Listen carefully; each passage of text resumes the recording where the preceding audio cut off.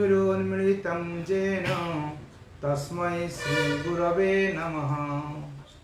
श्रीचैतन्यमनोभीष्टं स्थापितं येन भूतले स्वयं रूपं कदा मह्यं ददाति स्वपदान्तिकं। वन्देऽहं श्रीगुरो श्रीयुतपदकमलं श्रीगुरून् वैष्णवांश्च। श्रीरूपं साग्रजातं सहगण रघुनाथ नितं तं सजीवं साद्वैतं सावधूतं परिजन सहितं कृष्ण चैतन्य देवं श्रीराधा कृष्ण पादान् सहगण ललिता श्रीविशाखान्वितांश्च। नमो विष्णुपादाय कृष्णपृष्ठाय भूतले श्रीमते भक्तिवेदान्त स्वामिनीति नामिने। नमस्ते सरस्वती देवे गौरवाणी प्रचारिणे निर्विशेष शून्यवादी पाश्चात्य देशतारिणे। वाञ्छाकल्पतरुभ्यश्च कृपा सिन्धुभ्येव च पतितानां पावनेभ्यो वैष्णवेभ्यो नमो नमो। नमो महावदानाय कृष्णप्रेम प्रदायते कृष्णाय कृष्णचैतन्यनाम्ने गौरतीसे नमः। हे कृष्ण करुणा सिंधु दीनबंधु जगत्पते गोपेश गोपिका कांत राधाकांत नमस्तुते। तप्त कांचन गौरांगी राधे वृंदावनेश्वरी वृषभानुसुते देवी प्रणमामि हरिप्रिये। जय श्री कृष्ण चैतन्य प्रभु नित्यानंद श्री अद्वैत गदाधर श्रीवासादि गौर भक्तवृंद। हरे कृष्णा कृष्ण कृष्ण हरे हरे हरे राम राम राम हरे हरे। नमो विष्णुपादाय कृष्णपृष्ठाय भूतले श्रीमते जयपताका स्वामिनीति नामिने। नमो आचार्यपादाय निताय कृपा प्रदायिने गौरकथा धामोदाय नगर ग्राम तारिणे। हरे कृष्ण। आज हम लोग चर्चा करेंगे प्रहलाद महाराज का हिरण्यकश्यप के साथ जो वार्तालाप हो रहा है, वहीं से बहुत इंपॉर्टेंट श्लोक है। इसमें भागवत का सबसे ज़्यादा माने रखने वाला श्लोक है। उसमें सप्तम स्कंद पंचम अध्याय श्लोक नंबर 23, 24, 23, 24। अभी उसमें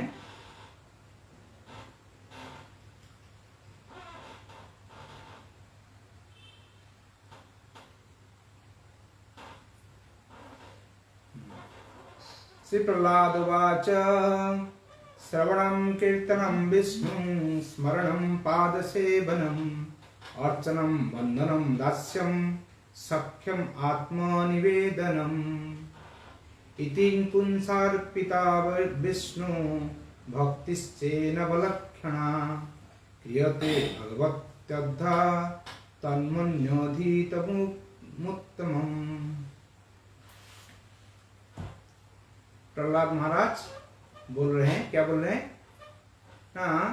भगवान विष्णु के दिव्य पवित्र नाम, रूप, साज, समान तथा लीलाओं के विषय में सुनना तथा कीर्तन करना, उसका स्मरण करना, भगवान के चरण कमल में सेवा करना, षोडश उपचार विधि द्वारा भगवान की सादर पूजा करना, भगवान के प्रार्थना करना, उनका दास बनना, भगवान को सर्वश्रेष्ठ मित्र के रूप में मानना तथा उन्हें अपना सर्वस्व तेच्छा कर अर्थात मनसा वाक्य कर्म ने उनको सेवा करना, शुद्ध भक्त की ये 9 विधियां स्वीकार की गई है।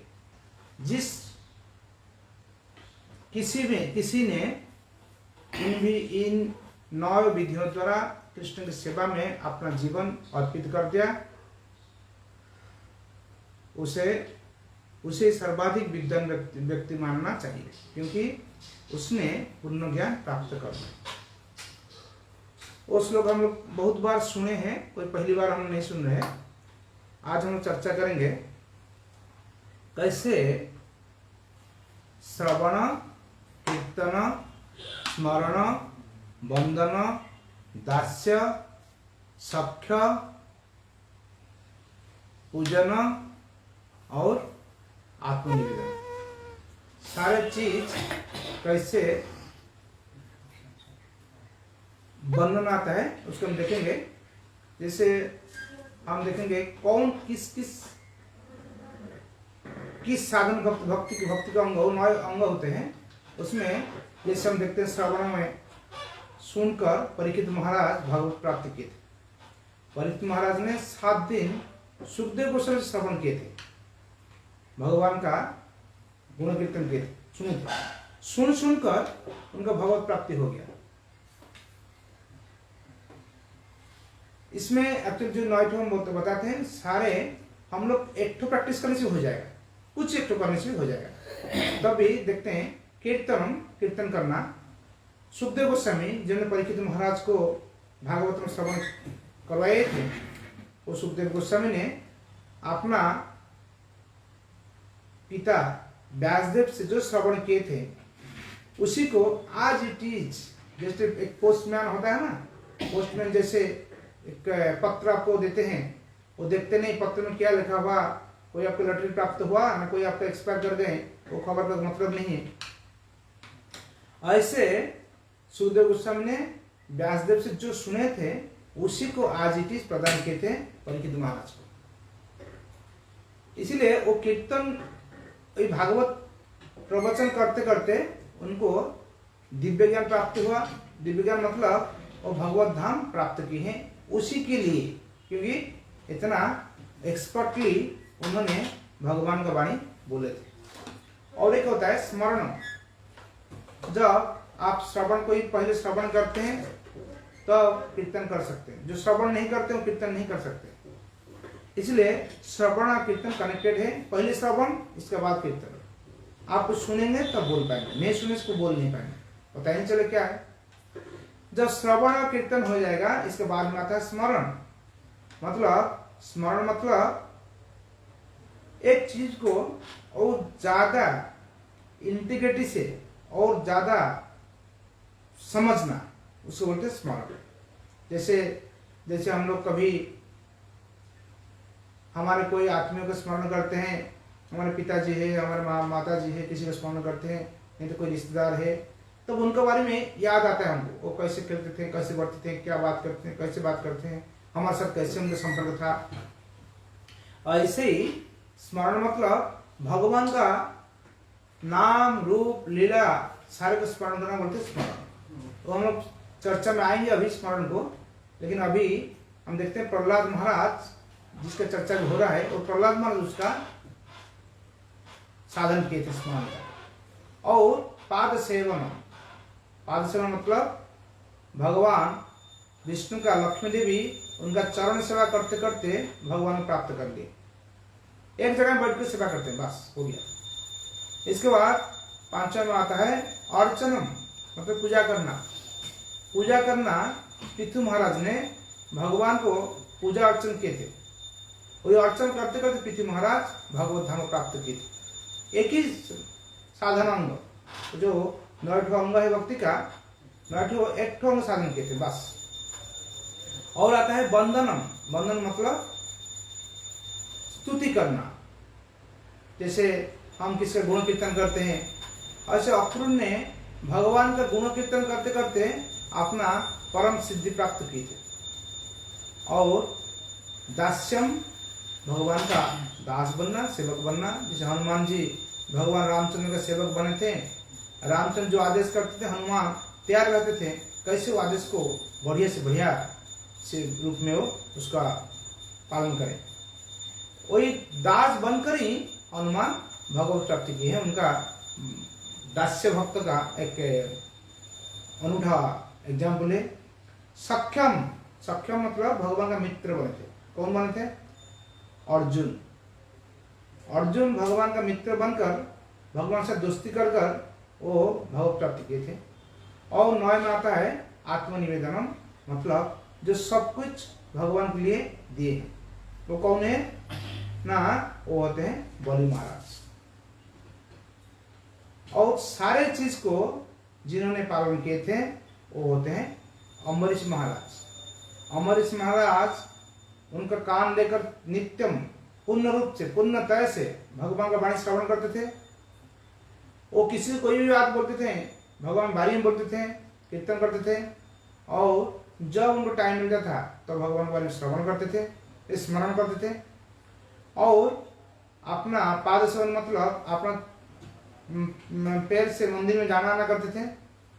और अर्चन भगवान को खुद पूजा करते थे, उनका स्तुति करते थे और भगवान का सेवा करते थे। ऐसे वो भगवान का नवविधा भक्ति का सारे 9 ठो अंगों को ठीक से पालन किए थे अम्बरीश महाराज। अभी हम चर्चा करेंगे आत्मनिवेदन क्या होता है। और क्योंकि आत्मनिवेदन सबसे टॉप है, आत्मनिवेदन बाद हम आएंगे अभी हमारे लिए कौन सा संभव है। इसलिए आत्मनिवेदन बोलते हैं। जब वामन देव ने बलि महाराज के पास आए, बलि महाराज हवन कर रहे हैं। हवन देखते हैं दूर से एक ब्राह्मण बालक आ रहे हैं, इतना सुंदर, उन देख कर मोह गए। बलि महाराज क्या, उनका जो लड़की थी सुरुचि, वो सुरुचि ने जब देखा जो वामन देव आ रहे हैं, वो मन मन सोचा देखिए कौन माँ है जिसे इतना सुंदर लड़का को पैदा किया है। वो जानते नहीं थे वो भगवान है बोलकर, लेकिन भगवान का रूप देखकर इतना आकर्षित हो गई थी, वो वहीं पे भगवान का प्रति गुण कीर्तन करना शुरू कर दिया। उनका बेटी, किसका?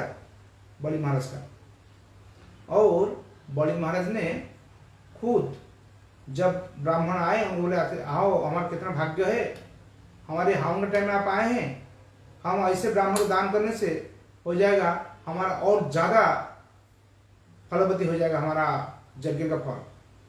हम यज्ञ कर रहे हैं, यज्ञ का फल और ज्यादा फलवती हो जाएगा। इसलिए वो क्या किए, वो स्तुति किए उनको, वामन देव को, हे ब्राह्मण देव आप आइए, बोलिए आपको क्या हम दान कर सकते हैं। देखिए बलि महाराज के सामने शुक्राचार्य जी थे।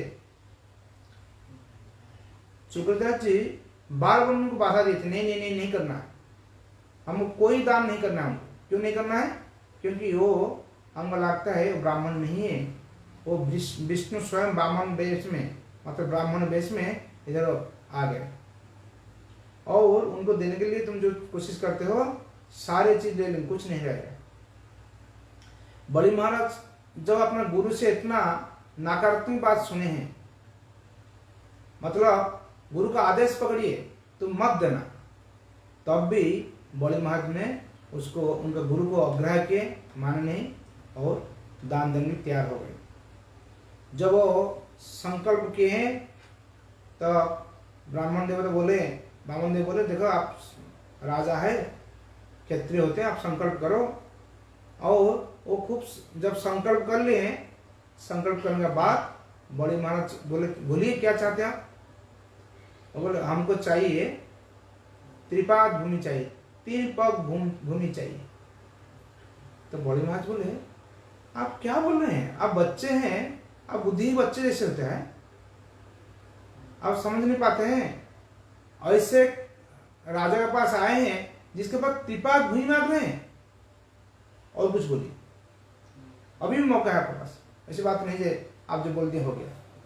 लेकिन बलि महाराज ने वामन देव बोले नहीं, हम और दूसरा कुछ मांगने वाला नहीं। क्यों नहीं मांगेंगे? अरे जिसको जो सहज से मिलता है उससे जो खुशी नहीं हो पाता है, कोई दुखी होते हैं, उनका जीवन में सुख आएगा ही नहीं। मतलब सबसे कम प्रचेष्टा से, कम कोशिश कर कर हमको जो प्राप्त होता है उसी से हमको सुखी रहना चाहिए, और बाकी समय क्या करना चाहिए? हमारा आत्मकल्याण के लिए व्यय करना चाहिए। हम ऐसे हमारा जो बुद्धि है, जो समय है, वो सारे को हम देकर कैसे हम आराम से रहेंगे, कैसे हमको इंद्रिय से तृप्ति करेंगे, उसका पीछे व्यय करना नहीं चाहिए। तो वो बात बोल दी है, तुरंत बलि महाराज चमक गए, क्योंकि अब तो सोचे थे बलि महाराज बच्चे हैं, समझ नहीं पाते हैं कुछ क्या मांग रहे हैं। वो बात सुनने के बाद तो बलि महाराज समझ गए वो बच्चे नहीं है, वो ज्ञानी है। इसके बाद बोले ठीक है ब्राह्मण देवता, आप जो चाहते हैं आप 3 पग भूमि लीजिए। तब क्या हुआ? वो भूमि लेने के लिए आपने विस्तार किए। जब विस्तार किए, इतना विस्तार किए, विस्तार करते करते अपना पहला पद में सारे मर्त्य लोग से नीचे लोग सब ले लिए, दूसरा पद में सारे ऊपर उच्च लोग ले लिए। अभी वामन देव बोल रहे हैं बलि महाराज को, देखो राजन, आपका कौन सा श्रेष्ठ वंश में आप जात हुए हैं? हिरण्यकशिपु, प्रहलाद महाराज, हिरण्यकशिपु बेटे थे प्रहलाद, प्रहलाद के लड़का थे बलि महाराज ना, प्रहलाद बलि महाराज, प्रहलाद के लड़का थे अलग थे, बलि महाराज का दादाजी थे प्रहलाद। अभी आप इस वंश का राजा है, लेकिन अभी आप सत्य भी रक्षा नहीं कर पाएंगे। तब बलि महाराज देखिए तुरंत वो समझ गए, तो बोले क्यों नहीं रख पाएंगे, जरूर रख पाएंगे, हम है ना। तब वामन देव उनको अपना वरुण पास में, मतलब बांसुरी सर्प पर लेकर उनको बांध लिए। जब बांध लिए, वो खड़े, बांधा और खड़े हैं, तब अपना सिर झुका दिए। कौन? बलि महाराज। वामन देव उनका तीसरा पैर निकालकर नाभि से निकाले और उनका सिर पे दाब दिए। तब वो चले गए। कहाँ चले गए? वो पाताल लोक में चले गए, जहाँ बलि महाराज अभी भी है, और वहीं पे वामन देव उनका डोर कीपर का काम कर रहे हैं। वो स्टोरी अलग है, हमारा आज का चर्चा का विषय नहीं है। लेकिन डोर कीपर मतलब द्वारपाल, चौकीदार। एक चौकीदार कौन होता है? कोई अच्छा खासा कोई जॉब नहीं है, लेकिन भगवान ने अपना भक्त के लिए वही जॉब मान लिए, क्योंकि उनका आत्मसमर्पण देखकर वामन देव आश्चर्य हो गए। इसलिए हम देखते हैं कैसे भक्ति विनोद ठाकुर बोलते हैं, मानस देह देह जो किछु मोर अर्पिन तोया पदे नंद किशोर। मानस देह देह, हमारा मानस, हमारा मन, मानस मतलब मन, देह मतलब हमारा शरीर, गेह मतलब हमारा गृह। गृह बोल सकते हैं, गृह का संबंधित अपना पत्नी बोल सकते हैं, अपना बच्चे लोग बोल सकते हैं, अपना जितना संपद होता है गृह को कनेक्टेड सारे चीज को गृह बोल सकते हैं। मानस हमारा मन, हमारा शरीर, और हमारा शरीर से संबंधित जितना जो कुछ है गृह। जो किछु मोरो अर्पिनु तोया पदे नंद किशोर। हे नंद किशोर, हम सारे चीज को तुम्हारे चरण में अर्पण कर दिया। भक्ति विनोद ठाकुर बोलते हैं, देखो वो हमारा मूड होना चाहिए। क्यों मूड होना चाहिए? बहुत सुंदर सी व्याख्या करते हैं भक्ति विनोद ठाकुर इस भजन से। हम देखते हैं, सोचिए आपके पास बहुत पैसा है, पैसा आप कहाँ रखेंगे? बिस्तर पे नीचे रखेंगे, नहीं तो बैंक में रखेंगे। लेकिन जो आदमी मर जाएगा, वो ना वो बैंक का पैसा में काम में लगेगा, ना बिस्तर के नीचे पैसे काम में लगेगा, कोई नहीं लेकर जाएगा। इसलिए इतना सुंदर बहुत बंगलो बनाया, फार्म हाउस बनाया, क्या काम में लगेगा आपका? बच्चे लोग उसको यूज करेंगे, आपका कोई काम नहीं लगने वाला।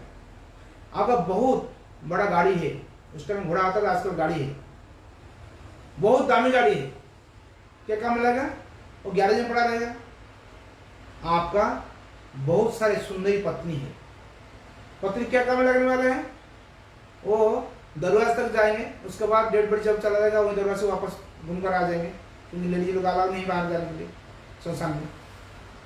और आपको जितना आत्मस्वजन परिचय है, जो इतना आपको प्यार करते हैं, फैन क्लब बोली, वो लोग क्या करेंगे?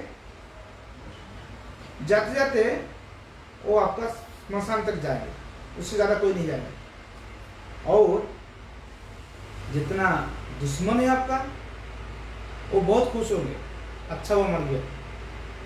और आपका जो शरीर के लिए इतना कुछ कर रहे हैं, वो शरीर को जलाकर भस्म कर देंगे।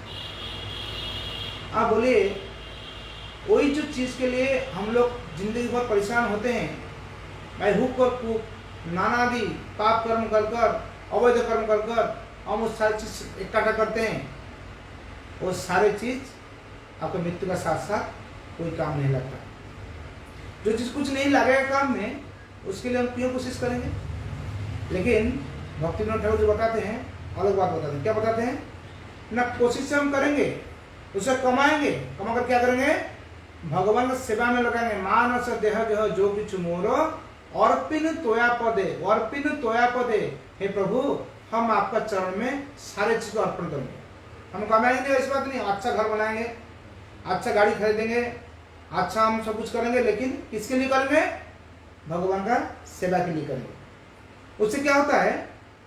हमारा दुख नहीं रहेगा। हम जाने का समय तो ऐसे छोड़कर जाना पड़ेगा, उससे बढ़िया है हम भगवान को दे देंगे। जब हमको ऐसे छोड़कर ही जाना पड़ेगा, ऐसे तो हम लेना मुश्किल है, संभव नहीं है, मुश्किल नहीं, संभव नहीं है।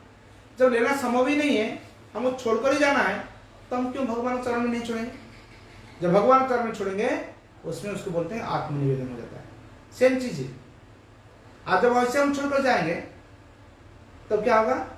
वो हमारे कर्म के आश्रम में आ जाएगा, हमें कर्म पर भोगना पड़ेगा। क्योंकि हमारे कहने का मतलब है, न सोचती न कांक्षति समः सर्वेषु भूतेषु मद्भक्त लभते पराम।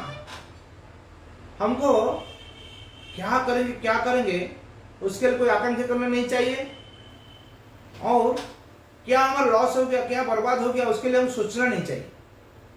जब हम दोनों चीज को बैलेंस करेंगे, तब क्या होगा? हम शांति में रह पाएंगे। क्योंकि जो चीज के लिए हम सोचते हैं, जो चीज हट चला गया, उसके लिए सोचने से वापस नहीं आने वाला है, क्यों सोचेंगे उसके लिए? और जो चीज आने वाला है, वो तो हमारे हाथ में नहीं, क्या आएगा तो भगवान जाने। जो हाथ में नहीं है, it is not beyond my control, so why are me anxiety? Better to leave it. हमको क्या करना चाहिए? हमको न सोचती न कांक्षति समः सर्वेषु भूतेषु मद्भक्त लभते पराम। जो हमारे भक्त बनते हैं, जो हमारे प्रेमी बनते हैं, वो कोई सोचना भी नहीं करते हैं, कोई आकांक्षा भी नहीं करते, अतीत को भूल जाते हैं, भविष्य को भूल जाते हैं। भविष्य उनका हाथ में नहीं है, अतीत उनका हाथ में नहीं है, वो भी चला गया। इसलिए वर्तमान को लेकर चलते हैं, और वर्तमान को कैसे भगवान की सेवा में लगाया जाएगा, उसके लिए सोचते हैं। वही बात आते हैं अम्बरीश महाराज का, जिन्होंने सारे भक्ति किए थे। अम्बरीश महाराज ने 1 साल के लिए व्रत किए थे। 1 साल के लिए सारे इंद्रियों को देखकर भगवान सेवा करते थे। 1 साल व्रत कर कहाँ किए थे? ना वृंदावन में आकर किए थे। देखिए, अमरनाथ महाराज होते सत्ययुग की बात है, वृंदावन भगवान कृष्ण आए द्वापर युग की बात है, लेकिन सत्ययुग में भी उनको पता था कृष्ण का स्थान वृंदावन है। इसलिए अम्बरीश महाराज वृंदावन में आकर, एक्चुअली उनका ऐसे राज्य था होशंगाबाद मध्य प्रदेश में एक जगह होता है, वहीं पे राज्य था।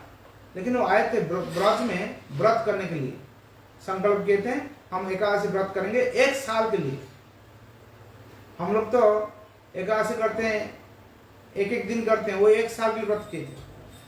वो 1 साल के व्रत करने के बाद जब व्रत को ब्रेक करेंगे तब क्या हुआ, दुर्वासा मुनि आकर पहुंचे, बहुत खुश हो गए, अरे अच्छा हुआ, क्योंकि वो जो 1 साल व्रत किए हैं सारे देवता लोग में आश्चर्य हो गए थे। 1 साल कोई पानी भी नहीं पिए, कुछ नहीं पिए, निर्जला के थे। 1 साल बाद देवता लोग सब आकर बैठे, बहुत मुनि ऋषि लोग भी आए हैं, दर्शन करेंगे कैसे वो व्रत तोड़ रहे हैं, पारण कर रहे हैं। और दुर्वासा मुनि आ गए, बहुत खुश हो गए। और खुश होकर दुर्वासा मुनि बोले ठीक है, हम थोड़ा नहा धोया कर आते हैं, ब्राह्मण लोग तो थोड़ा दिन में 3 बार नहाते हैं, ऐसे नियम होता है। तो वो जाकर जब नहाने गए, नहा कर आते आते देर हो गया, तो सारे ब्राह्मण लोग खड़े हैं, प्रसाद लेंगे और अभी अम्बरीश महाराज पारण करेंगे, तोड़ेंगे, व्रत तोड़ेंगे।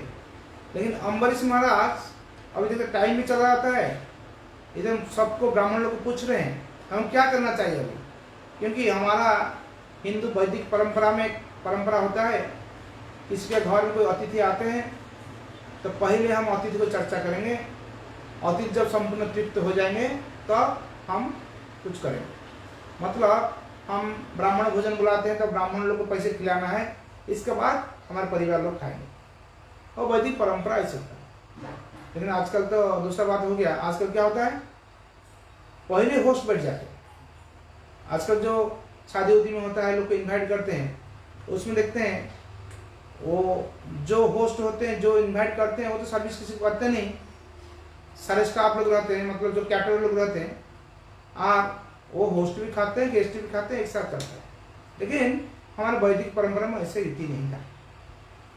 इसलिए जब ब्राह्मण लोग को पूछे, ब्राह्मण लोग को उत्तर नहीं दे पाए, क्या करेंगे अभी, क्या उत्तर देंगे, तो नहीं दे पाए, तब तुरंत ब्राह्मण ने जो अम्बरीश महाराज शास्त्र का उक्ति निकाले, तो देखो ऐसे हो सकता है जे हम पानी लेने, तो पानी लेने से क्या होगा, हम तो निर्जला किया था, पानी लेने से हमारा व्रत तो तोड़ गया, लेकिन व्रत चला गया, लेकिन हम अन्न भी नहीं खाया, तो अब क्या होगा, दुर्वासा मुनि भी असंतुष्ट नहीं होंगे, लेकिन हमारा व्रत भी तोड़ जाएगा। और ऐसे सोचकर वो क्या किए, थोड़ा सा पानी और ले लिए।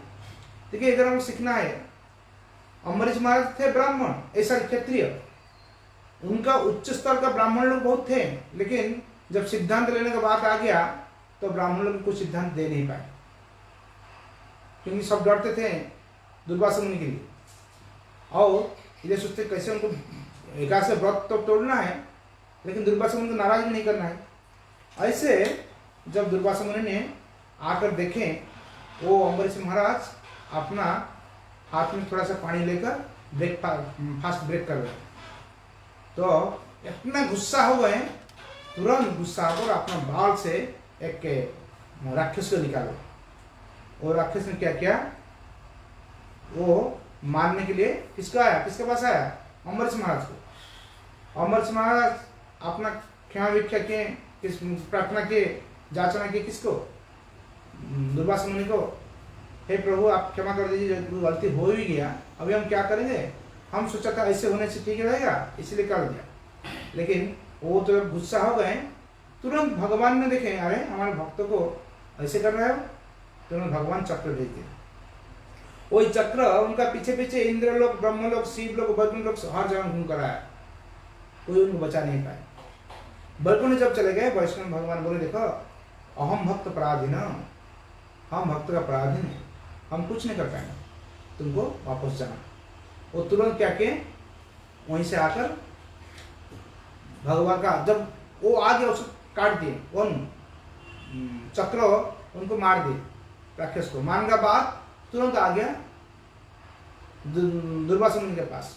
तो दुर्वासा मुनि अपने बचने के लिए वो क्या किए, अम्बरीश महाराज के चरण में गिर पड़े, और अम्बरीश महाराज उनका चरण में गिर पड़े। ऐसे क्योंकि अम्बरीश महाराज बहुत बड़ा वैष्णव है, वो सोचे नहीं कभी हम दुर्वासा मुनि से बड़ा होंगे। ऐसे दोनों का अंदर में आदान प्रदान हुआ और वो बच गए। उस समय देखते हैं एक वैष्णव जो भगवान को नवविध भक्ति का सारे भक्ति को अपना जिंदगी में प्रैक्टिस किए थे, उनके लिए कैसे कोई ब्राह्मण का अभिशाप भी, कोई श्राप भी कोई काम नहीं लगा। और हम देखते हो क्या किए थे भक्ति युग में, क्या सिस्टम क्या है भक्ति युग में। आपको गाना गाते हैं, भगवान का गाना गाइए, नृत्य करते हैं, भगवान सामने नृत्य कीजिए, कोई सुनना चाहते हैं भगवान कथा सुनिए, कोई आपको गंध लेना है भगवान चरण का पुष्प का गंध लीजिए, और कोई आपका खाना है तो प्रसादी खाइए, वही हमारा भक्ति हो गया। उससे क्या होता है, हमारा सारे इंद्रिय का और कंट्रोल में आ जाता है, सारे इंद्रिय भगवान की सेवा में लग जाते हैं। जैसे एक बचपन में बच्चे लोग जो होते हैं वो कुछ भी देखते हैं ना मुंह में घुसा देते हैं। एक कलम मिलेगा उनको मुंह में घुसाएंगे, जो भी मिलेगा मुंह में घुसाएंगे, कोई जहर मिल जाएगा वो भी मुंह में घुसा देंगे। हम लोग क्या करते हैं, उनको सिखाते हैं नहीं उसको नहीं खाना है, उसको नहीं खाना है, उसको खाना है, ऐसे सिखा कर उनको रेगुलराइज करते हैं। ऐसे हम जब इस संसार में है, हमारा जो इंद्रिय लोग हैं वो लोग इतना उनका कर्म वासना है, इतना जड़ तो भोगन का वासना है, वो कभी भी कुछ भी गलती करेंगे। और हम लोग काम क्या है, हम लोग तुरंत उससे निकाल कर भगवतमुखी करना है। तब जब हम कर पाएंगे, आस्ते आस्ते आस्ते समझ कर बच्चा जो समझ लेता है वो चीज़ खाना चाहिए वो नहीं खाना चाहिए, ऐसे हम हमारा नवविधा भक्ति का हर भक्ति के अंगों को हम प्रैक्टिस कर सकते हैं। इसलिए चैतन्य महाप्रभु बोलते हैं, यदि আমার প্রতি স্নেহ থাকে সবাকার তবে কৃষ্ণ ব্যতিরেক नागा नागाइबे आप। तुम्हारा हमारे प्रति स्नेह है, प्रेम है, तो एक काम करना है, कृष्ण छोड़ दूसरा कोई बात हमें बोलना नहीं, हम सुनना नहीं चाहते। किबा जने किसयने किबा जागरणे अहर्निशि चिंते कृष्ण कह बदने। सने सपने किबा जागरणे, कभी भी कोई भी स्थिति हो जाए, अहर्निशि चिंते कृष्ण करह बदने, कह बदने। हर टाइम भगवान का कृष्ण के बारे में चिंतन करो, कृष्ण के बारे में बोलो। इसलिए इससे हम सबक लेते हैं कैसे हमारा जिंदगी को करना चाहिए। अभी हम देखेंगे हमारा भक्ति हमारे जीवन में कैसे काम में आता है। चैतन्य महाप्रभु ने इन नवविधा भक्ति को 9 अंगों के लिए, वो देखें हमारे कलिहत जीव और सत्ययुग की बात है, हम सारी चीज को मान नहीं पाएंगे ठीक से, इसलिए वो क्या किए, उन्होंने एक सिस्टम बनाए जैसे हम नवविधा का कौन सा भक्ति हम इजीली कर पाएंगे। वो क्या है, वो बोलते हैं कीर्तन। कीर्तन ऐसी चीज होता है, हम जैसे हरे कृष्ण महामंत्र हम कीर्तन करते हैं, हरे कृष्ण हम जप करते हैं, भगवान नाम कीर्तन करते हैं, कुछ भी जब कीर्तन हम करते हैं तुरंत हमारा माइंड अलर्ट हो जाता है। हम जब श्रवण करते हैं तो कभी सो जाते हैं, जब हम दूसरा कुछ करते हैं श्रवण को अपराध हो सकता है, लेकिन कीर्तन में इजी होता है। इसलिए चैतन्य महाप्रभु ने कीर्तन को हमारा जीवन का एक अंग हिसाब से, जीवन का अपना part of our regular routine उसको बना दी। इसलिए श्रीमद् भागवतम का एक श्लोक हम देखते हैं, उत्तम श्लोको गुणानुवर्तन वर्धन। वो श्लोक हम देखते हैं कैसे द्वितीय अध्याय का द्वितीय स्कंद प्रथम अध्याय 11वां श्लोक।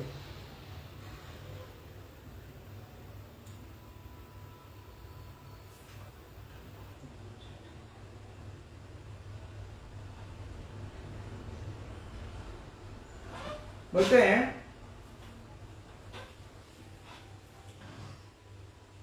द्वितीय अध्याय द्वितीय स्कंद प्रथम अध्याय 11वां श्लोक। हे राजन, महापुरुषों का अनुगमन करके भगवान के पवित्र नाम का निरंतर कीर्तन उन समस्त लोगों के लिए सफलता का निसंशय तथा निर्भीक मार्ग है। जो समस्त भौतिक इच्छाओं के मुक्त है अथवा जो समस्त भौतिक भोग करने के इच्छुक है, आप हो सकते हैं मुक्त पुरुष हो सकते हैं, आप बंधन में पड़े हुए हो सकते हैं, कोई फर्क नहीं पड़ता है। उन लोग के लिए भी जो दिव्य ज्ञान के कारण आत्मतुष्ट है।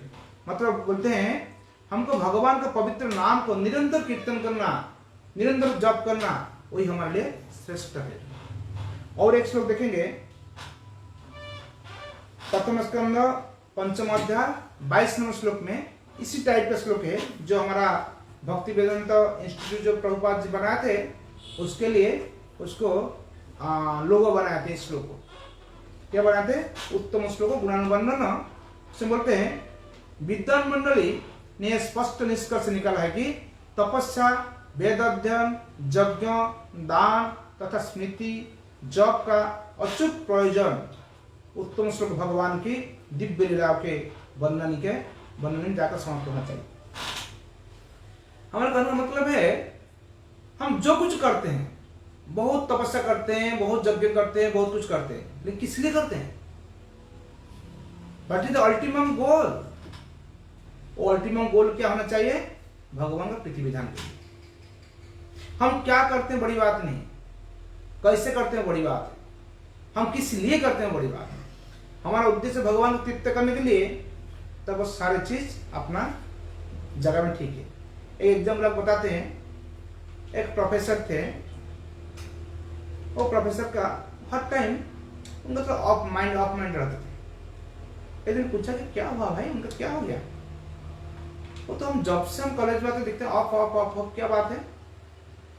तब वो बाद में सुना लिया उनका पूरा स्टोरी क्या है। वो जब पीएचडी कर रहे थे, एक प्रोफेसर का अंडर पीएचडी करते थे, उनका लड़के के साथ उनका प्यार हो गया। जब प्यार हो गया और प्रोफेसर को बोले, देखिए हम आपको लड़की को शादी करना चाहते हैं, आप चाहे तो हम आगे बढ़ सकते हैं। प्रोफेसर बोले कोई बात नहीं, तुम शादी करना चाहते हो तो एक साल का अंदर तुम पीएचडी कंप्लीट करना है, इसके बाद हमारे पास आना, ठीक है? तो वो तुरंत लग गए। 11 महीने के अंदर पीएचडी कंप्लीट किए और 12 पेपर, सच बात बताते, 12 पेपर वो पब्लिश किए इंटरनेशनल जर्नल में। तो पीएचडी कंप्लीट हो गया, वो आ गए उनका पीएचडी गुरु का पास, प्रोफेसर के पास आकर बोले, अभी हमारा पीएचडी हो गया, आज पर योर कमिटमेंट, आप हमको परमिशन दीजिए, आपका लड़की शादी करना चाहते हैं। तो अब उनका प्रोफेसर जो उनका गाइड थे, वो बोले तुमको हम क्या बोला था, हमको याद ही नहीं आता है, हम क्या बोलेंगे। वो जब सुने हैं उनका माइंड डिस्टर्ब हो गया तो हो गया सारी लाइफ लॉन्ग हो गया। वो जो शक खा लिए ना, वो शक लाइफ लॉन्ग रह गया उनका।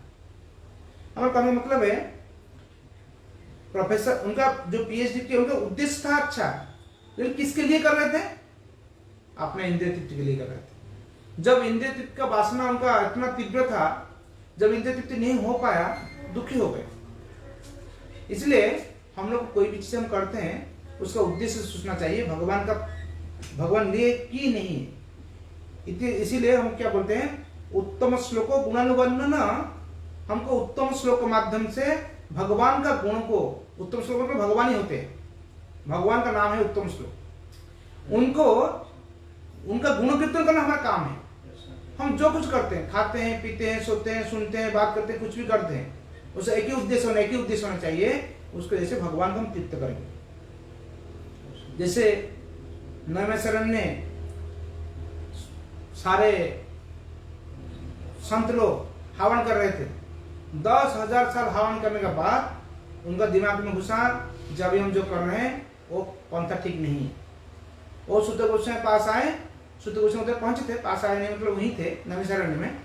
शुद्ध गोस्वामी प्रार्थना किए, हम लोग हमारा टाइम वेस्ट कर लिया, अभी आप हमें कुछ बताइए। तो शुद्ध गोस्वामी भागवत वर्णन करते हैं, और वो वर्णन करने के बाद वो लोग अपना जो उद्देश्य था, उद्देश्य चलता था कि क्यों ना सारे भगवान का गुण कीर्तन को कीजिए। इसे बोलते हैं एतद निर्मित नामानम जोगिनम नित निर्मित। क्या बोलते हैं जोगिनम? ना हरे नामानि कीर्तनम, हरे नामानि कीर्तनम। एक ही उद्देश्य है, हरि का गुण कीर्तन करना। जब हम हरि का गुण कीर्तन करेंगे तब हमारे सारे शास्त्र का जो कंक्लूजन है, अल्टीमेट गोल है, वो हमारा साधन हो जाएगा। प्रभुपाद बोलते हैं चांट एंड बी हैप्पी। हमारे इसका एक बहुत माने पॉपुलर स्लोगन है, चांट एंड बी हैप्पी। कोई बोलेंगे आप Prabhupada chant and be happy बोलते हैं, इतना भागवत लिखने की क्या जरूरत है, आप क्यों गीता पढ़ाते हैं? अरे भागवतम गीता इसलिए पढ़ाते हैं कि वो ठीक से जॉब कर पाएंगे, कीर्तन कर पाएंगे। जॉब और कीर्तन में विथ एकेडमिक इंटेलिजेंस जब कोई हम कन्विंस हो जाएंगे, हम जो कर रहे हैं सच कर रहे हैं, सही कर रहे हैं, उसको वही कन्विंसन आने के लिए, अपने विश्वास और दृढ़ होने के लिए हमको किताब पढ़ना पड़ेगा। किताब पढ़ने का उद्देश्य दूसरा कुछ नहीं है, ज्ञानी नहीं बनना है। तो किताब पढ़ने का उद्देश्य एक ही है, हम भगवान का नाम ठीक से जप कर पाएंगे, हम कंफर्म हो पाएंगे, जान पाएंगे जो नाम जप करना ही जिंदगी का एकमात्र लक्ष्य है।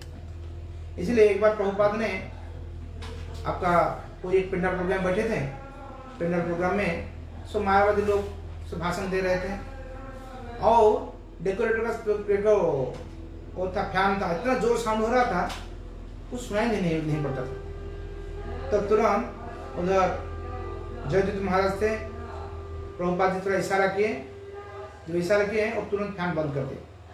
फैन बंद करने के बाद प्रभुपाद थोड़ा बहुत सुने और इशारा किए, फैन चलाओ।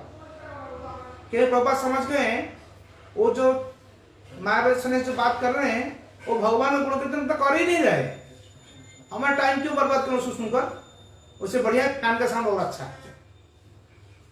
जो भगवान का गुण कीर्तन नहीं करते हैं उसको सुनकर क्या लाभ है। हम देखते हैं प्रताप रुद्र महाराज एक दिन सार्वभौम भट्टाचार्य के घर आए हैं, उनका छात के ऊपर खड़े हैं, वो सुन रहे हैं इतना अच्छा कीर्तन कहाँ से आ रहा है। क्योंकि प्रताप रुद्र महाराज पुरी का राजा है, पुरी में तो साल भर कहाँ से कीर्तन लोग आते हैं, कीर्तन करने बहुत लोग आते हैं।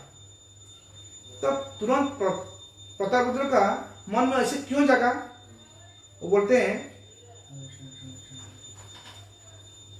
कोटि सूर्य समय ही उज्जवल वरहन, कभू नहीं देखिए मधुर कीर्तन।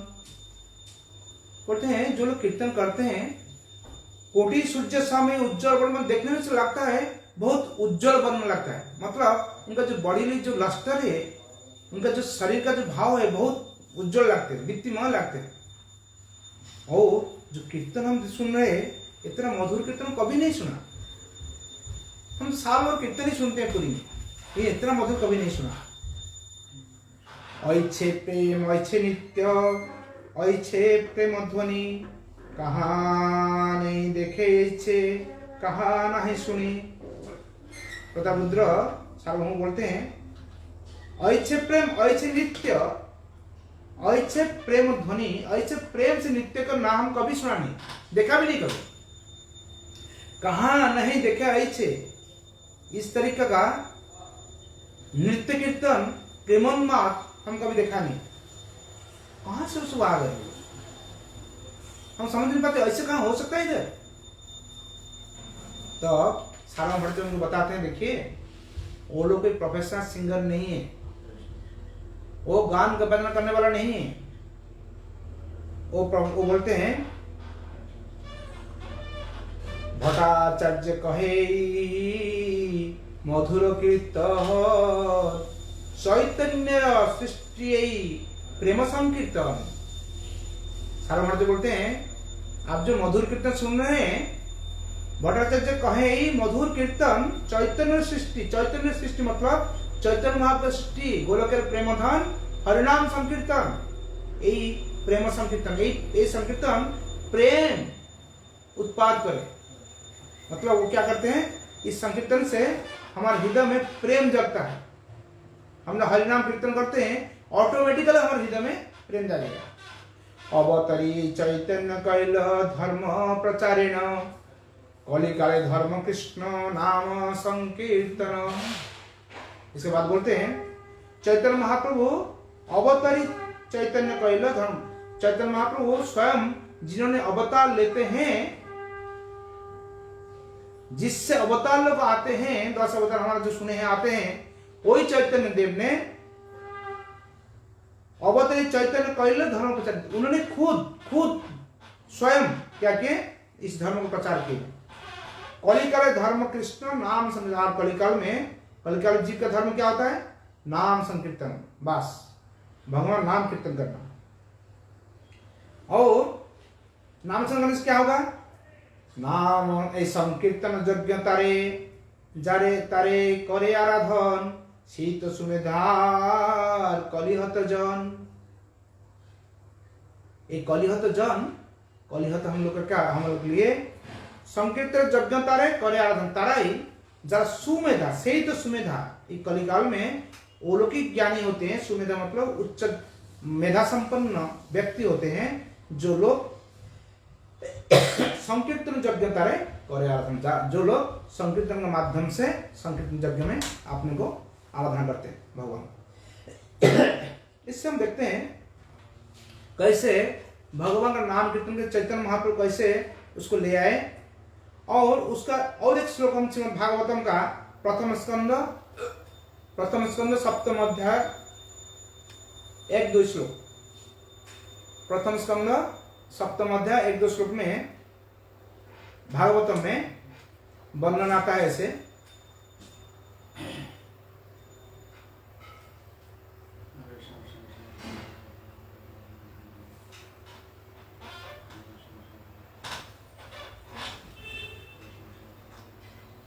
इदं हि पुंसतस्य श्रुतयवा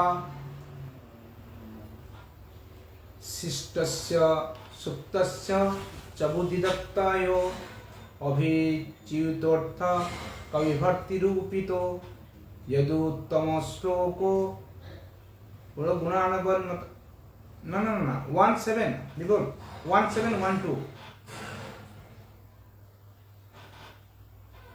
1712 बताते हैं येन अवतरेण भगवान हरिश्वर। हाँ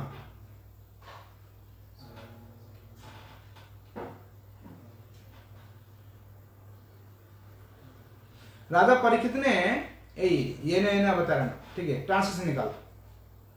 ट्रांसलेशन बताते हैं, ट्रांसलेशन राधा परीक्षित ने कहा, हे प्रभु सुखदेव गोस्वामी, भगवान के अवतार द्वारा प्रदर्शित विविध लीलाओं निश्चित रूप से कानों को तथा मन को सुहावनी लगने वाली है। इस लीलाओं के श्रवण मात्र से मनुष्य के मन का मैला तत्क्षणात धूल हो जाते। मतलब जब हम भगवान का अवतार को वाणी श्रवण करते हैं तब तो उससे क्या होता है, हमारा मन कान के लिए तो बहुत सुंदर लगती है। और क्या होता है, वो लीला जब श्रवण करते हैं हमारे मन से सारा गंदगी निकाल जाते हैं। और क्या होता है, सामान्यतः हम भगवान की लीलाओं को सुनने में आनाकानी करते हैं, किंतु कृष्ण की बाल लीलाओं इतनी आकर्षण है कि ये स्वतः ही मन तथा कान को सुहावनी लगती है। इस तरह भौतिक वस्तुओं के विषय में तुमने सुनने की अनुरक्ति जो भावबंधन का मूल कारण है समाप्त हो जाती है। मनुष्य में धीरे धीरे भगवान के प्रति भक्ति एवं अनुरक्ति उत्पन्न होती है और भक्तों के साथ जो हमें कृष्ण भावनामृत का योगदान देते हैं मैत्री बढ़ती है। यदि आप उचित समझे तो कृपा करके भगवान की इन लीलाओं के विषय में कहें। परीक्षित महाराज सुखदेव से प्रार्थना करते हैं, क्या प्रार्थना करते हैं, आप भगवान को उस लीला से बताइए जो लीला सुनने के बाद हमारे मन में भगवान प्रति आकर्षण बढ़ेगा, हमारे सारे जो कुवासना है, जगत की वासना, सारे मैला खत्म हो जाएगा और हम धीरे धीरे भगवान की तरफ और आगे बढ़ेंगे। अब देखेंगे जब हम दामोदर लीला में श्रवण करते हैं, दामोदर लीला में माँ जशोदा क्या बोलते हैं, जानी जानी चगीतानी तत्बाल चरितानी च। माँ जशोदा जब दधि मंथन करते हैं, उधर कृष्ण को सोए हुए कृष्ण वो क्या करते हैं, इधर हाथ में काम करते हैं, मुंह में भगवान का लीला श्रवण करते। बचपन से जितना लीला भगवान किए हैं, कृष्ण किए हैं, सारे बाल लीला को बोलते जा रहे हैं और कान में सुनते हैं। कान शरीर में सेवा करते हैं, मन से भगवान गुण कीर्तन करते हैं और इंद्रिय से श्रवण करते हैं। जब किसी का सारे इंद्रियों ने भगवान की सेवा में लग जाएगा तो भगवान कैसे सोए रहेंगे। भगवान इसलिए जैसे भगवान डेली तो देर में उठते थे, लेकिन आज देर में नहीं, जल्दी उठ गए। क्यों? तुरंत आ गए उस उनका भक्त का वासना। भगवान जब कोई भक्त देखते हैं एकांत में ऐकांतिक स्वरूप से भगवान के लिए प्रार्थना करते हैं, तुरंत भगवान उदित हो जाते हैं। वो इधर वर्णन है 10वें स्कंद में 7वें अध्याय 3 नंबर श्लोक में, 10वें स्कंद 7वें अध्याय 3 नंबर श्लोक में तो बोलते हैं, कृष्ण भगवान कृपया भगवान कृष्ण की अनुलीलाओं का वर्णन करें जो मानव बालक का अनुकरण करके और पुतना वध जैसे अद्भुत कार्यकलाप करते हुए भी इस पृथ्वी लोक में प्रकट हुए। ये बोलते हैं, देखो वो तो आश्चर्य बात बोलते हैं, पुतना ने भगवान को 20 प्रदान किए थे, लेकिन पुतना ने 20 प्रदान करने के बाद ही उनको मुक्ति हो गया। वो गोलोक वृंदावन में स्थान मिला, कोई भक्ति नहीं किए हो, लेकिन वो गोलोक वृंदावन में भगवान नित्य माई बन गए, धात्री मतलब माई बन गई। और वृंदावन में गोपी लोग का बात क्या बताएं, जो गोपी लोग अपना सारे कुछ देकर भगवान की सेवा किए हैं। गोपी लोग मन में भगवान इतना आकर्षित हुए थे, भगवान छोड़ नहीं पाते थे। और गोपी लोग बात क्या सुनेंगे, इसलिए जो लोग भगवान का नाम कीर्तन करते हैं, जिस पुतना का ऐसे हो सकता है, हम लोग भगवान का नाम कीर्तन श्रवण करेंगे, कीर्तन करेंगे, तब उनके लिए हमारे लिए क्या नहीं होने वाला है। इसलिए हम लोग को देखना चाहिए हम कैसे भगवान का नाम गुण को ठीक से कीर्तन करें। जहां भगवान का नाम कीर्तन होता है वही तीर्थ बन जाता है, जहां भगवान का लीला श्रवण होता है वही धाम बन जाता है। इसलिए हम लोग क्या करना है, टोटल कन्वेंशन क्या होता है, इस जो श्लोक का टोटल समरी क्या होता है, हमारे जिंदगी में हमको चैतन्य महाप्रभु हमको बताएं ये नवविधा भक्ति का 9 अंग हम नहीं कर पाएंगे। हो सकता है हमारे लिए सबसे सहज और सरलतम होता है कीर्तन करना है। वो कीर्तन करने से क्या होगा ना, तुरंत हम भगवान का नाम गुण उसको सुनते सुनते भगवान निर्मज हो जाएंगे। उससे क्या होगा, बोलते हैं गोपी गीत में गोपी लोग भगवान का लीला वर्णन कर रहे थे। जब पुतना का वो हालत हो सकता है, जो भगवान लीला वर्णन करते उनका हालत क्या होने वाला है, जरूर आगे और अच्छा होगा। इसीलिए एक वर्णन आता है, जब गर्ग मुनि ने भगवान का नामकरण करने आए हैं, आकर जब उनका सब कुछ देखे और समझ गए वो स्वयं भगवान है, क्या नामकरण करें, उनका नाम तो किया हुआ है पहले से। नामकरण किससे करना पड़ता है, इसका नाम नहीं होता उसका नाम करना पड़ता है, लेकिन वो नामकरण किया हुआ है। इसीलिए वो सोचे गर्ग मुनि आपका मथुरा में कंस का भी पुरोहित थे, इसीलिए वो क्या किया, सबको हटाकर गौशाला का अंदर, जब गाय लोग नहीं थे, गाय लोग चले गए, जंगल में चले गए थे, गौशाला के अंदर नाम भगवान कृष्ण का नाम प्रदान किए। कृष्ण उनका नाम होगा, कृष्ण सर्वकर से कृष्ण है, लेकिन कृष्ण जो नाम है वो नाम गर्गमुनि नहीं दिए, वो नाम पहले से था, वो नाम को याद दिला दिए। ये बोलते हैं जब ऑस्ट्रेलिया में हमारे भक्त लोग पहले प्रचार कर रहे थे, प्रभुपाद ने ऑस्ट्रेलिया में शुरू किए थे, नया कीर्तन हो रहा था, तो पुलिस क्या करते थे, पूरा रास्ते से उठाकर सबको जेल में डालते थे। तब एक भक्त ने प्रभुपाद के पास पत्र लिखे, तो प्रभुपाद जी हालत बहुत गंभीर है, हमारे बहुत सारे भक्त अभी जेल में हैं और हम अभी और कीर्तन करने जाएंगे, तब क्या होगा, हम लोग को अभी उनको जेल से निकालने के लिए हमको एडवोकेट चाहिए, बहुत अर्थ प्राप्ति चाहिए, अर्थ चाहिए हमको चलने के लिए। हमारे पास तो पैसा है नहीं चलने का, ना खाने का पैसा है ना चलने का पैसा है, इसलिए आप बोलिए क्या कर सकते हैं। तो प्रभुपाद जी बोले जो लोग जेल का अंदर है उनको बोलो जेल का अंदर ही वो लोग कीर्तन करेंगे, जेल का अंदर वो प्रचार करेंगे। और बाद में वही हुआ, भक्त लोग जेल का अंदर ही कीर्तन करना शुरू कर दिए सबको लेकर। जब वो लोग देखे जेल का अंदर वो लोग कीर्तन करते, वो लोग तुरंत उनको भगा दिए और जाओ जाओ तुम जेल से निकालो, किंतु तो क्रिमिनल थे नहीं, क्योंकि वो जानते जेल को भी वो लोग सबको कीर्तन में मजा देंगे। इसलिए हम देखा लंदन का स्थिति ऐसे ही था, हर जगह में जहां प्रभुपाद जी प्रचार शुरू किए थे हर जगह में कीर्तन में बहुत बाधा आता था, लेकिन भगवान उनको रक्षा करते थे। इसलिए हमारा इसे सीखने का बात क्या होता है, हमको भगवत भक्ति में आगे बढ़ना है, कैसे निष्ठा से हम जप कर पाएंगे, निष्ठा से हम कीर्तन कर पाएंगे, और अपराध शून्य है लह कृष्ण नाम। हम कोई वैष्णव लोग चरण में, कोई वैष्णव हो अवैष्णव हो, किसी का चरण को अपराध नहीं करेंगे। तो अब क्या होगा, आस्ते आस्ते आस्ते आस्ते हम लोग भक्ति में आगे बढ़ पाएंगे, और अवश्य जब पुतना को वो प्राप्ति हो सकता है, हमको अवश्य भगवत प्राप्ति होगा। और कुछ प्रश्न है, प्रश्न कर सकते हैं।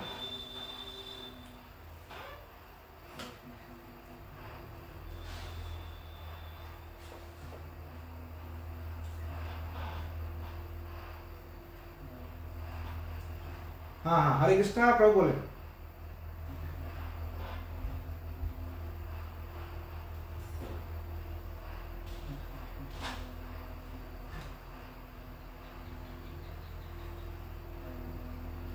যখন আমাদের মনে হরিনামের রুচি কমে যাবে, তখন আমি বুঝতে পারবো বৈষ্ণবরত হয়ে গেছে।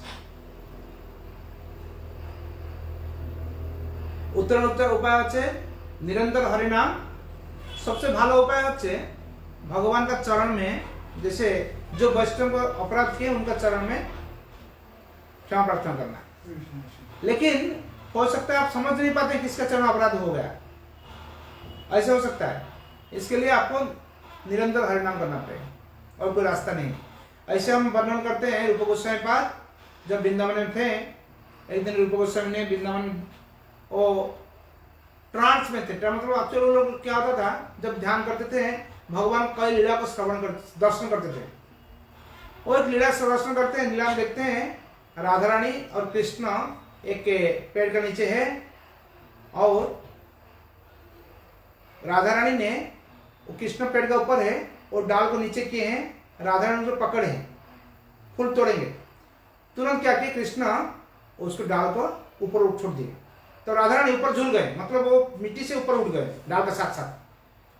वो देखकर रूप गोस्वामी ने, उनका थोड़ा हंसी आ गया, वो हंस लिए। जब हंस लिए, तुरंत उसी समय में उसी जगह में एक संत जा रहे थे, जिसका थोड़ा अष्टभक्त थे, मतलब थोड़ा चलने फिरने में थोड़ा अलग था उनका ढंग। उन्होंने सोचे रूप गोस्वामी हमको देखकर हंस रहे हैं। बाद में दूसरा दिन से उनका भक्ति खत्म हो गया। रूप गोस्वामी को भक्ति मतलब वो जप नहीं कर पाए, लीला दर्शन नहीं कर पाए। जब ऐसी स्थिति हुआ, सनातन गोस्वामी पास गए, वो तो बड़ा गोस्वामी थे। सनातन गोस्वामी पूछे ऐसे ऐसे बात है, हम क्या करें, हम समझ नहीं पाते, क्यों हम हमारा थोड़ा भक्ति में बिगड़ जाते हैं हम। तब सनातन गोस्वामी उनको बोले, देखो कोई अपराध हो गया किसका चरण में, ना हम कोई अपराध किया नहीं। तो वैसे करो, सारा ब्रज में सब संत लोग को बुलाओ प्रसाद के लिए, सबके लिए बुलाएं, सबके लिए बुलाएं, सबको प्रार्थना किए, कोई अपराध हो गया तो। लेकिन वो होने के बाद भी उनका भक्ति, मतलब उनका जप ठीक से नहीं हुआ, लीला दर्शन में नहीं हुआ। तब वो सनातन गोस्वामी पूछे क्या हो रहा है, बोलिए तो हम समझ नहीं पाते हैं, हमारा क्या अपराध कहाँ हो गया। बोले ठीक है, देखो एक काम करना, कौन आए नहीं उस दिन, बोलो सबको बुलाया था ना, कौन आए नहीं। इसके बाद वो ढूंढ ढूंढ कर निकाले, एक संत नहीं आए। तब रूप गोस्वामी उनका पास चले गए, जाकर उनका चरण में गिर पड़े, बोले प्रभु आपका चरण में कोई अपराध हो गया, आप हम क्षमा कीजिए, ऐसे ऐसे बात है। और जब देखे रूप गोस्वामी इतना बड़ा साधु है, वो खुद आए हैं उनका आश्रम में, मतलब उनका कुटिया में, वो देखकर वो शांत एकदम विभोर हो गए। ऐसे वो क्षमा याचना किए थे, और इसके बाद में रूप गोस्वामी अपना माने पुराना स्थिति में, जैसे भगवान लीला कीर्तन करने में अपना सहाय हुआ था। लेकिन हम लोग कभी ऐसी स्थिति होगी हम समझ नहीं पाते हैं, तब तो हमको निरंतर हरिनाम करना पड़ेगा। और एक बात है, अपराध कैसे नहीं होगा उसके लिए हम सचेष्ट होना पड़ेगा। ऐसी बात नहीं अपराध हो गया क्षमा मांग लिया, इसका अपराध कर देंगे और क्षमा मांग ले, ऐसे नहीं होता। उससे हमारा अपराध का वाचन नहीं होता, उससे सीरियस रहना पड़ेगा। ठीक है, और कुछ प्रश्न? हाँ बोलिए, बोलिए। हाँ बोलिए, हाँ बोलिए, धन्यवाद, बोलिए।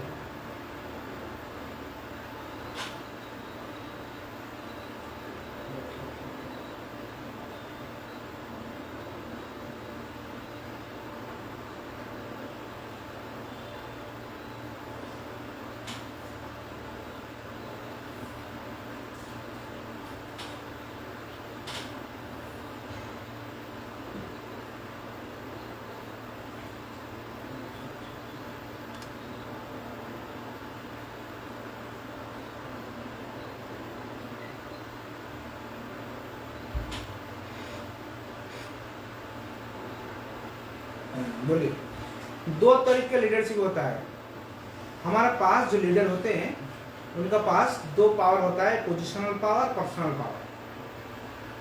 जब कोई पोजिशनल पावर को ज़्यादा यूज करते हैं तब वो पोजीशन जब तक रहता है तब तक लोग इज्जत करते हैं थोड़ा बहुत, और वो जानते हैं वो पोजीशन के लिए हम उनको इज्जत करते। जैसे कोई चीफ मिनिस्टर है, आप जो चीफ मिनिस्टर आए उनको तो आप सैल्यूट करेंगे, ठीक है ना।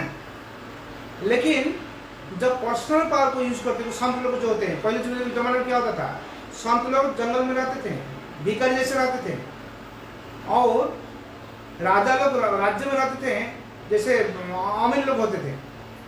लेकिन आप देखेंगे संत लोग, राजा लोग का जब समस्या होता था संत लोग का चरण में गिर पड़ते थे, क्योंकि संत लोगों के पास नेचुरली कुछ नहीं होता था, लेकिन उनका पास जो स्पिरिचुअल पोटेंशियल होता था उसमें वो ज़्यादा स्पिरिचुअल पोटेंशियल, मतलब वो लोग संत मतलब क्या होता, देखिए हम अभी पुराना चर्चा में हम देखे थे कैसे संत मतलब क्या होता है, सबको समान सोचना है। हमारा जो कहते हैं वो हम करते हैं, जो कहते हैं शास्त्र का बात ही कहते हैं, शास्त्र का बात कुछ दूसरा बात नहीं करेंगे, तो अब क्या होगा, हमारा अंदर में ऑटोमेटिकली वो लोग का रेस्पेक्ट ग्रो करेगा। प्रभुपाद जी जो बोलते थे वही करते थे, और जो बोलते थे जो करते थे वो शास्त्र का बात ही बोलते थे, शास्त्र बात करते, ऐसी बात नहीं उनका आपने कोई नया धर्म बना दिया। इसीलिए जो लोग उनके साथ चलते थे वो देखते थे एक आदमी हमारे लिए कितना, how much he was intense. समय के एग्जाम्पल बताते हैं आपको। प्रभुपाद का एक शिष्य नहीं, एक जान पहचान पकड़िए, वो थे एलन जुम्सबर्ग, बहुत बड़ा विख्यात आदमी थे यूरोप का। वो प्रभुपाद के पास बहुत दिन आते थे। एक दिन तुरंत एक पत्र लिखे, प्रभुपाद जी हमने अभी इंडोनेशिया में है, बाली में, इंडोनेशिया बाली में हम रहते हैं, और उधर हम क्या करते हैं, नॉन एथियस्ट बुद्धिज्म अडॉप्ट कर लिया। नास्तिक मतलब, एथियस्ट मतलब होते हैं जो नास्तिक, आस्तिक बुद्धिज्म को अडॉप्ट किया। अच्छा देखिए, प्रभुपाद जी इतना बड़ा गुरु है, जिस जो वर्ल्ड में उनका इतना प्रचार हो रहा है, लेकिन वो छोड़कर जाकर उधर चले गए। प्रभुपाद जी उत्तर लिखे हैं जे, हाँ वो बोले आपका तबीयत कैसे है, तो प्रभुपाद जी उत्तर लिखे हैं, हम आपको हमारा तबीयत ठीक है, तो अब भी आप जो चाहते हैं हमारे लिए प्रे करने के लिए आप ऐसे करो। तो अब आपका नॉन एथियस्टिक बुद्धिज्म का जो डेटी होते हैं, जिसको आप प्रार्थना करते हैं, आप उनको हमारे लिए थोड़ा प्रार्थना करो, क्योंकि उसमें कोई डेटी नहीं होते। नॉन एथियस्टिक बुद्धिज्म में कोई डेटी, वो नास्तिक है सारे, डेटी कहाँ से आएंगे। लेकिन बात बहुत छोटी बात है, लेकिन वो आदमी का बहुत प्रभाव पड़ गया। वो समझ गया प्रभुपाद जी हमको एक बार ना नहीं बोले, तुम क्यों उधर जाकर बैठा है। मतलब Prabhupada ji respected his concerns, लेकिन ऐसे बताएं जैसे वो समझ पाएगा कहाँ गलती हो गया, लेकिन अपना जैसे उनका सेंटिमेंटल हर्ट नहीं होगा, ऐसी बात की थी। हम एग्जाम्पल बताए आपको, ऐसे हम लोग भी जस्ट किससे बात करते हैं, we want to establish the policies और system, but not at the cost of harming somebody sentiment. समझते ना, ठीक है। हाँ, थैंक यू फॉर हाँ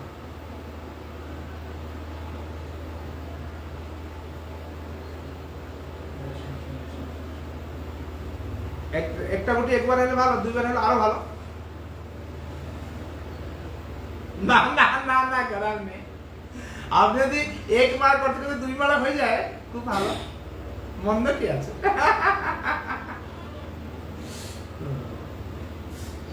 আচ্ছা, একটা ঘোষণা আছে, আগামীকাল সন্ধ্যা 7টায়, কাল शाम 7 बजे भक्ति पुरुषोत्तम महाराज उड़िया भाषा में रामानंद राय का बारे में कुछ बताएंगे।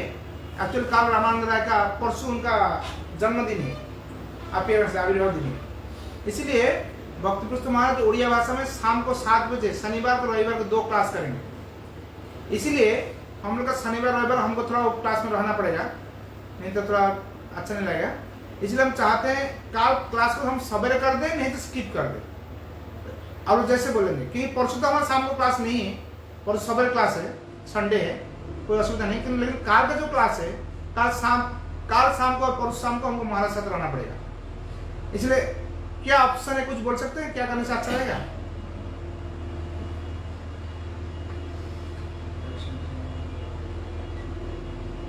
साढ़े 5 बजे, 5:30 बजे बिना माता जी नहीं आएंगे। अरे बाबा, वो हमको बोले 7:30 करने के लिए बोल रहे थे। क्या बिना माता जी ठीक है ना?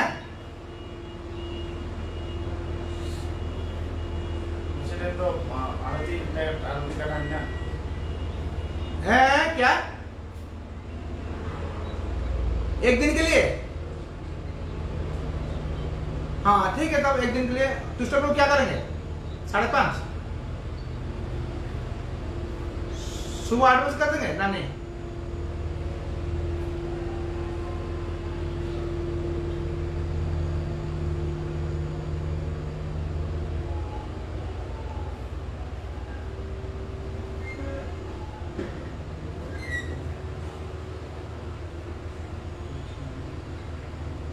रात्रि 8 बजे बात करेंगे, 8टा पर ना ना सकाले যদি করে সকাল 8টা যদি করি অসুবিধা হবে না। तब क्या करने से ठीक रहेगा? Ritika, what's your opinion? You are free हैं? Okay, because everything closed down, right? Okay.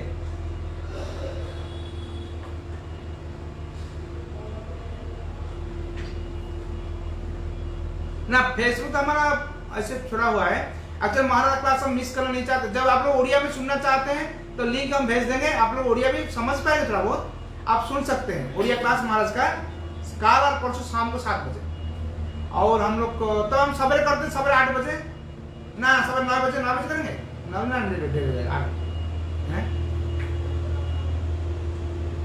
Archana madam 9 बजे 9 बजे ठीक रहेगा।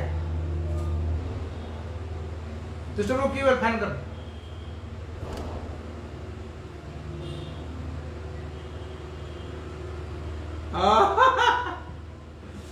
म्यूट ना।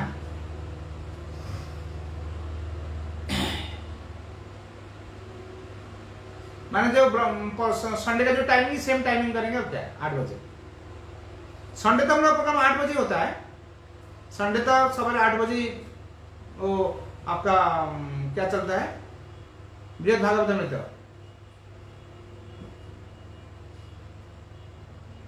ना काल क्लास ना ऐसे नहीं करते, काल क्लास बंद कर देते हैं, परसों तो क्लास है ही है सवेरे, इसके बाद चले काल एक दिन क्लास बंद कर देते हैं, होगा?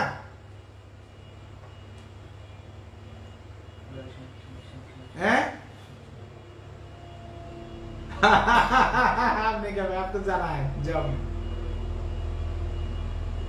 तो चलो क्या हुआ? संडे 8 बजे तो फिक्स है।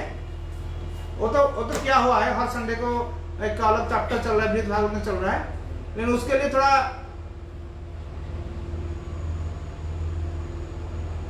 स्किप कर देंगे।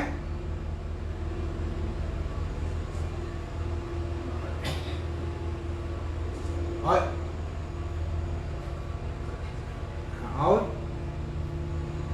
हाँ नहीं, हाँ 3 हाँ।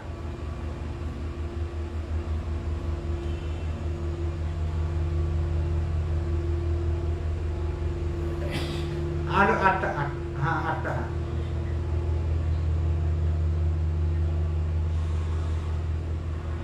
आप तनुजा मैडम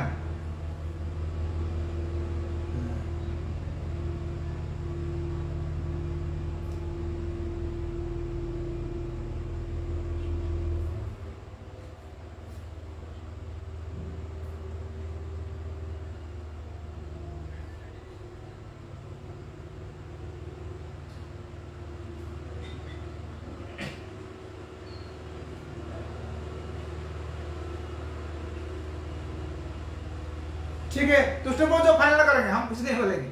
जिसको जैसे बोलेंगे वो वैसे ही होगा, ठीक है। लेकिन कल शाम को उड़िया क्लास जो भी चाहते हैं, आप शाम का लिंक हम दे दें ग्रुप में, आप लोग देखिए, आप अटेंड कर सकते उड़िया क्लास महाराज का। रामानंद राय कथा बोलते अच्छा डिस्कशन होगा, ठीक है। हरे कृष्णा कृष्ण कृष्ण हरे हरे, हरे राम राम राम हरे।